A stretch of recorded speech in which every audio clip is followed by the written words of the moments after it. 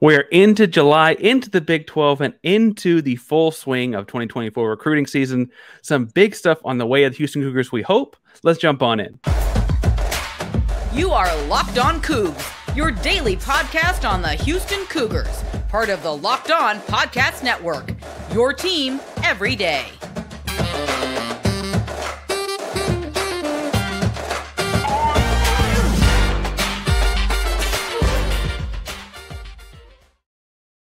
Welcome to Locked On Cougs, the daily podcast all about your Houston Cougars.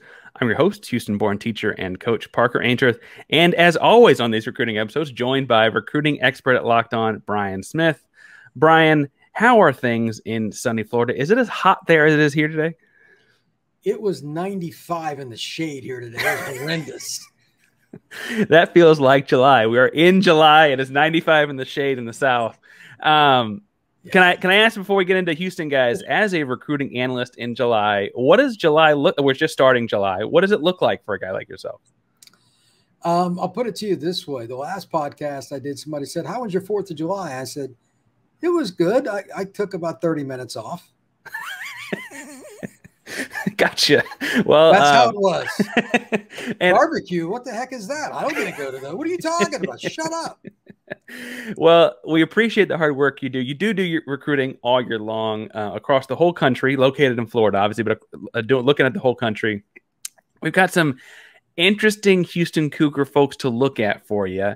I want to start with a couple guys that were crystal balled to the Houston Cougars. But first, for people, we're moving in the Power 5 and, national recruiting. People hadn't paid attention to Houston nationally probably for a while, maybe since like Andre Ware. But I think that truthfully, we're not used to getting a bunch of crystal balls on 2024s in the summer of 2023. He explained to someone listening that hadn't been used to that. What does that mean to get the crystal ball for a kid? That means barring something unforeseen, that's where that young man will commit.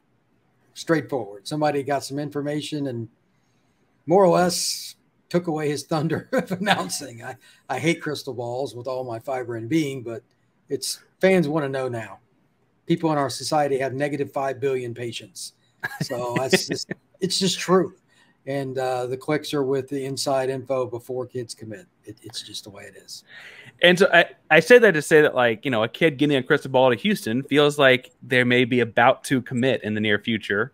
And so if you look at a Rivals or a 24/7 or an On3 or anyone that has a crystal ball prediction, it's typically someone that got, like you mentioned, that inside scoop. The first of which is a big guard. I guess in high school he plays a little bit of everything. I'd be interested to know what you actually project him at as a college kid, but he's 6'1", 325 out of Houston Heights. His name is Frank Moss.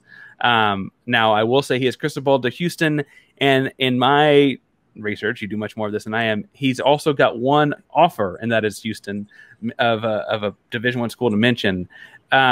What did you see out of Frank Moss, and do you imagine that the crystal ball come true if it's his only offer right now? Well, first off, if he's 6'1", I'm 7'3". Okay. He's not 6'1". He's 5'11", 6 foot tops, but he is a horse. Because of that, I think he's a nose guard, maybe in a 3-man line and just shoot gaps and this and that. Maybe in a 4-3 too. It depends on your scheme. He is holy cow strong. There were a couple of plays I felt bad, and I thought to myself, the child you just body slammed has a mother. Okay. All right. I mean, like grown man strength. It's like, oh, that hurt. He's just that guy, really powerful upper body, and he plays hard. So is he the guy that has the length that George is looking for? No. Is he the kid that's local that Houston's willing to take a chance on and develop? Yeah. And that's what most schools do, because not many teams recruit quite like George, especially on the D-line. So it depends on what they want to play him at. I like him better D-line, but Dana kind of beats to his own drum. So if they want to play him at guard or center, look, that guy knows offense, more power to it. He is super strong in these clips that pull up on the recruiting sites that we look at. And you mentioned the height and length. He's listed here on one side as a 3-star, one side has no stars. That might just not have updated stuff. But is it the height the thing keeping him again? He's a one offer kid, or would you say it's 100%. Height and length? Yeah. Look, when we go to camps and I talk to coaches, hey, would you see anybody? The first thing I always get asked is, did you see any long corners? The first 5 questions I get are always corners, because there's just nobody wants to play anymore. Everybody wants to play receiver. But then the other thing is length of the D line. That's the second question. So if there's a 6'2", 310 kid that's really athletic, maybe, but most of the time they want 6'5" guys playing D line too. And this kid's just not that long, but man, he's stronger than an ox. So I'll bet you he ends up with a few more offers. And if he plays well his senior year, it's hard to say where he'll end up. Fair enough. Again, being from Houston Heights, you'd hope he'd stayed home, but we'll see how that turns out. Again, he got the crystal ball to Houston as his lone Division I offer at the moment, but he's a 3-star kid, so we'll see. I want to transition to talking about a second guy from Deer Park, Texas, a 6'4", 260 pounds, a little bit longer, like you're talking about. I see him listed as strong side defensive end. I'll be interested to see what you project him at. Luke Webb has 12 offers, including Arizona and Cal. So Houston's not the lone Power 5 either. But he got a crystal ball to Houston this week. And so I'm intrigued. I'll say, to say the least, I'm intrigued to see where he ends up.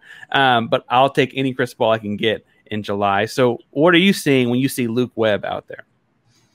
His film was interesting because he's a kid that can move and change direction once it gets in the backfield. He played in a 3-man line at Deer Park High, which, again, is a suburb of Houston. I think he's a really good football player.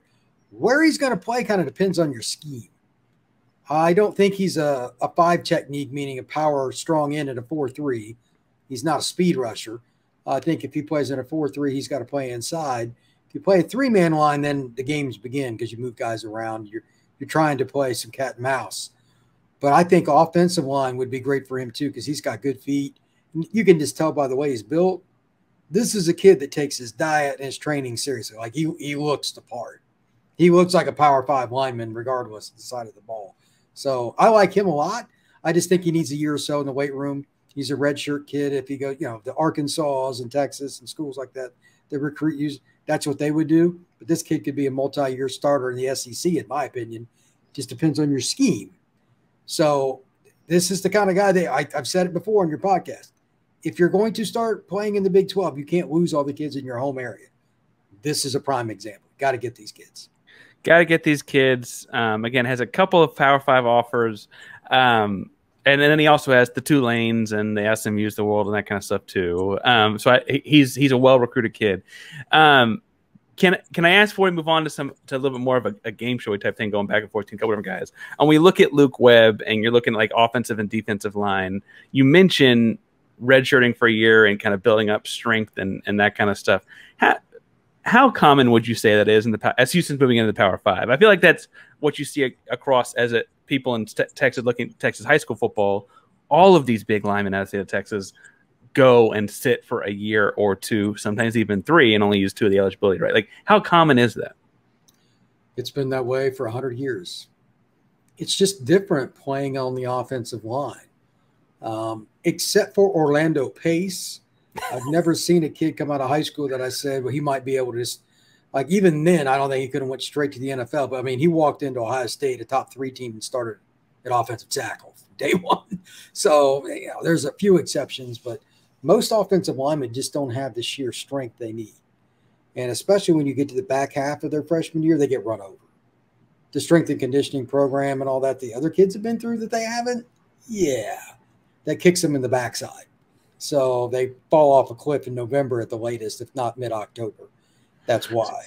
And so there's some longevity and health in that too. And taking, like, if you pull in a kid you wanted to play for a few years, you don't want to hurt him or burn him out or piss him off. Like, you want to make sure you protect the kid too. If you're at 270 and you're on the offensive line in the Big 12, no. You know what I mean? It's just not going to work, bro. It's just not. So. There's the occasional pass rushing linebacker that's like 260. So, that's big time football. It's grown men football.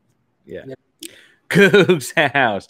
All right, now, before we get going too much farther, talking about all of the fun stuff going on with the Houston Cougars this fall, this football season, going into the Big 12 and all of that, we do need to take a second and talk about the most fun product out there right now, and that are Bird Dogs shorts and pants. They're great for all occasions. They make you look and feel great. I wear them on dates with my wife. I wear them in front of my classroom. I wear them sit here podcasting. I wear them to the pool. I've worn the shorts to the pool already. The shorts have been with me to the gym already as well.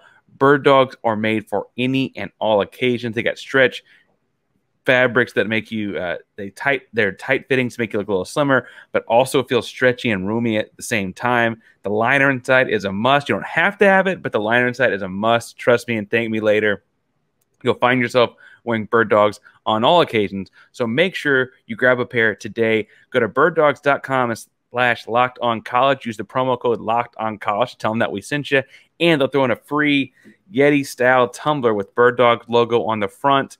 Keeps the cold drinks cold and the hot drinks hot. Trust me, this summer in Texas, you're going to try to keep those cold drinks cold as long as possible. You're going to want that tumbler. You're going to want these shorts. You're going to want these pants. Go to birddogs.com/lockedoncollege today. In transitioning into the second segment, I want to talk a little bit like this or that, right? I want to talk about a couple kids that have Houston offers and then kind of get your take on obviously you pursue everyone you can, but who's the more intriguing prospect? The first two are a couple of skill guys. One is Frankie Arthur, a running back from Conroe. He goes to Oak Ridge High School in Conroe. 5'10", 200, got 20-plus offers. I'm seeing one set as a 3-star, one set as a 4-star type running back, right? And then the other guy I want to compare is another skill position, TJ Mitchell, a little bit smaller receiver, 5'8", 160, has less than 10 offers, but he's from Brunswick, Georgia, which we talked about, like how is Houston in Georgia? Pre-pod, I think that's Doug Belk's connection, but we'll talk about that, I'm sure, over the course of this. Out of those two kids, which is the more intriguing prospect for the University of Houston, and which one intrigues you more as just a recruiting guru? I would say Frankie Arthur he's just a really good football player. He can fit in any offense. He has enough size to be a downhill running back 1990 in the Southwestern Conference or whatever. But at the same time, he's a kid, if you would have flipped him over and played defense, he could be like a will linebacker in today's game. He's just a good football player. He's got good vision, and he likes to run over people. That never changed. I don't care if you're running back in 1989 when Andre won the Heisman. You still wanted – I forget the kid's name. They had a running back that year that was just dynamic. You have to play off your passing game with a good runner too. He can catch the ball, do all those things. That's an every down running back in the Big 12. Like he could start at Oklahoma State, and I just like to study systems, and I'm going to guess you probably hate Oklahoma State, but they know how to run offense. They know how to run offense. This kid could be their starting running back and go for 1,000 yards. This is a guy that can play very early at Houston. I think, are you talking about Chuck Weatherspoon? I was trying to make sure he was still on the team in '89, but he would have been the running back, I think, back in the underweight. And exactly what you're talking about, where even a pass-happy offense, even a quarterback-centric offense. They just ran like 3 plays off. They ran toss right and left and a draw. Everything else was a pass. But they scored 50 points a game, so they didn't care. Well, and frankly, if Houston can score 50 points a game and only have 3 run plays, I'm sure that'd be very much in Dana's wheelhouse. We'll talk a lot. Don't get started on that with Dana now. Yeah, on what the offense could look like heading into the fall and the Big 12 and all that. But Frankie Arthur, interesting. He's also the Texan. In pre-pod, we talked a little bit. When you saw that Houston was recruiting a kid from Georgia, you felt a little bit surprised. Like that's not in their backyard in the same way. Not only is it not in their backyard, it's Brunswick. Like that's nowhere near the normal area. It's South Georgia. Blah, blah, blah. Like, it doesn't fit. So I knew there had to be a connection somewhere. Like, his dad went to school there. His high school, there was something. So I'll let you explain that. But otherwise, I'm like, there is no way on God's green earth Houston should know about this kid. That little area down there, it's got players, but it's very small and very few schools recruiting. So TJ Mitchell is I'm seeing mostly 3-star ranking kid. He's a small receiver, 5'8", 165. He's got Houston. He's also got Cincinnati, Memphis, Indiana. So a smattering of decent sized programs, and Cincinnati's been really good recently. But I will say that the connection to me has to be Doug Belk being from Valdosta. I got to admit, though, being unfamiliar with the region, I assume Valdosta and that was all close. You're saying that's not even the same region of Georgia. Well, they're both south, but Georgia's humongous. So that's probably an hour and something away. But he's probably recruited every freaking podunk town in South Georgia throughout his career. So in that area has a ton of players per capita. You just got to go through there. The kids transfer around. There is no shortcut. You physically got to go. And that's why most schools don't recruit it. It's too time restraint, but it is what it is. And this kid can run. Look, if you're going to run any kind of spread, you better have a slot receiver that can make plays. And TJ Mitchell, he makes people look really dumb on film. So, and Houston would absolutely love they've done very well with 5'8" receivers before. That would not be something Houston's scared of. Back in Andre's day, I mean, the same thing again. He always had guys like that guy's not very big, but boy, he's fast. Boy, he's fast. Going from 5'8", $160 to people that eat something that big for lunch. I want to talk about two different offensive linemen, both from Texas this time around, but both interior offensive linemen projected. I guess one is 6'4" and can maybe swing out to a tackle, but the first is Jackson Hildebrand. He's 6'4", 285 from San Antonio. I believe I'm saying Alamo Heights High School. He's got, a handful. I got 6 offers here, with Houston and Texas Tech being the 2 Power 5. And then Samir Camacho is from Cy Falls, right next to Houston, or right in Houston, I should say.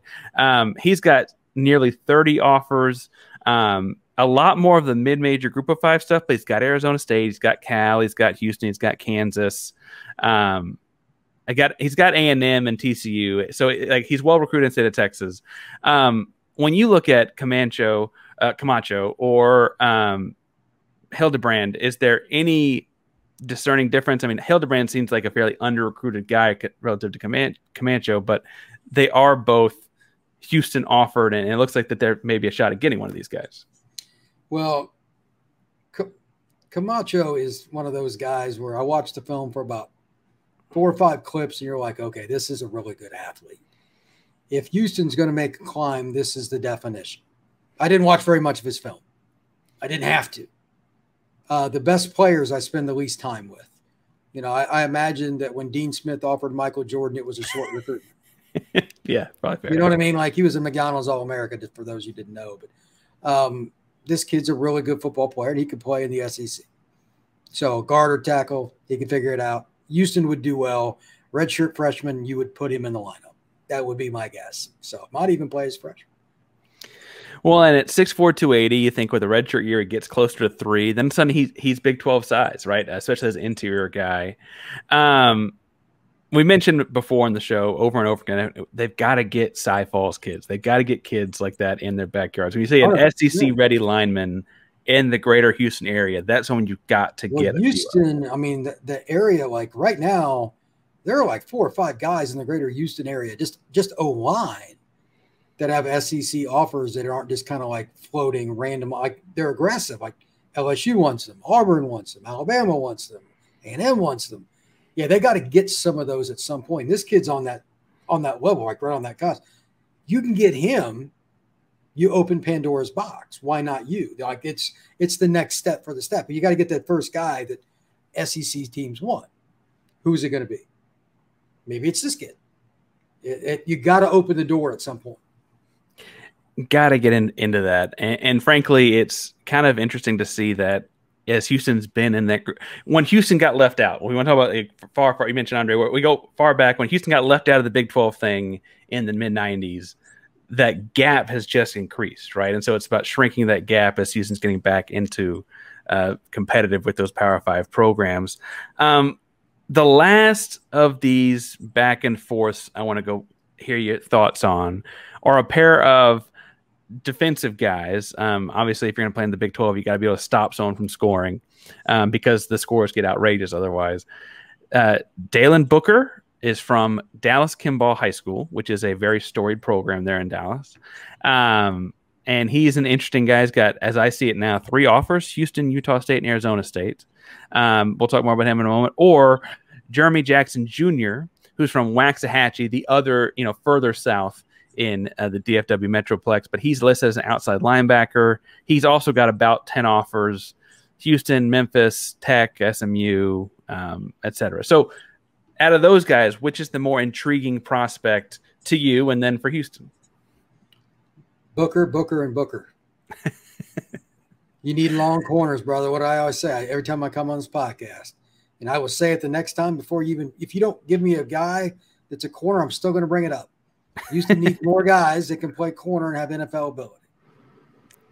It's the one spot where, I mean, you need coaching, but it's the one spot where talent is above all else. It's corner. And this kid, I was watching his film. I'm like, holy crap. This kid can ball. Like, he can come in and play. Yeah. He can come in and play. I'm like, for whatever reason, he's under-recruited. And Houston would do well to sign him. Like, flat out. Out of all the kids on this list, him and Arthur are the most intriguing to me.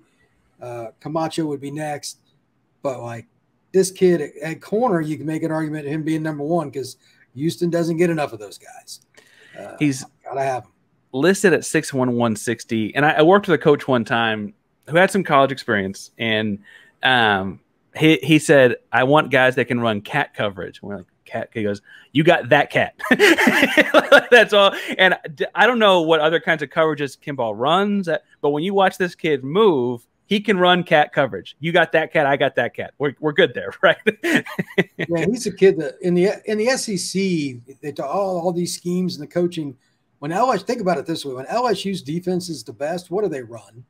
Cover one. Yeah, they don't even come out and hide it. Like the corners go out before the other team. Even like they're already out there just waiting on. Here we are. I mean, if you're good, that's what it is, brother. You know, you mix in some zone and some other things, but you need guys that can play man defense if you're going to go up the ladder. There is no shortcut. And I don't mean to be dismissive of Jeremy Jackson. He's 6'3", $195, outside linebacker. You know, he could grow into a pass rush type guy. He's got some length. He could be a little bit more of a rangy guy. You know, at 6'3", 195, 200 pounds, there's a lot of options there for a kid. I think we're just both impressed by Booker's movement. Last thing before I get you out of here, well, I'll let you plug your stuff and get you out of here. Last time we spoke, Houston was coming off a week where they had like 7 commitments in a week. It's been kind of quiet since then. In your expert opinion, how abnormal or normal is it to have these like bursts of like 6 or 7 and then a couple weeks and then a 6 or is that something that we should be alarmed by? Is that fairly common? What's the deal there? It's just part of the process. Recruiting is the definition of random. And you're dealing with 17-year-olds. So they might, I mean, I've had stories written where the kid told me where he was going and everything else. You get a message and it's like, yeah, I'm gonna move it back 3 days. It's like 3 minutes before he commits. I'm not gonna repeat what I said at that point in those conversations. That happens. So you just take the commitments when they come and you just keep recruiting. That's it. Fair enough. Fair enough. Again, Brian Smith covers recruiting nationally and does all the Locked On shows, so you can find him across all the network. But Brian, where can people find your specific stuff at? At FBScout_Florida. Twitter right now for me is kind of like a hodgepodge of grenades going off in a war, because there's this kids from Texas, Florida, Virginia, all over the place that I'm talking about, retweeting information, underclassmen. It's all the above. If you like recruiting, go to my Twitter page. You'll have a good time. Brian has a good time, so I would say that as well. And again, on Twitter or whatever social media you're on these days, you can find me at Ainsworth512. Happy to talk all things Houston Cougars. But thank you so much for coming on today, Brian, and talking a little bit of Houston Cougar football recruiting. I hope that quelled some like anxiety people had about like we hadn't had a commitment in a while. No big deal. All right, go Cougs. Take care.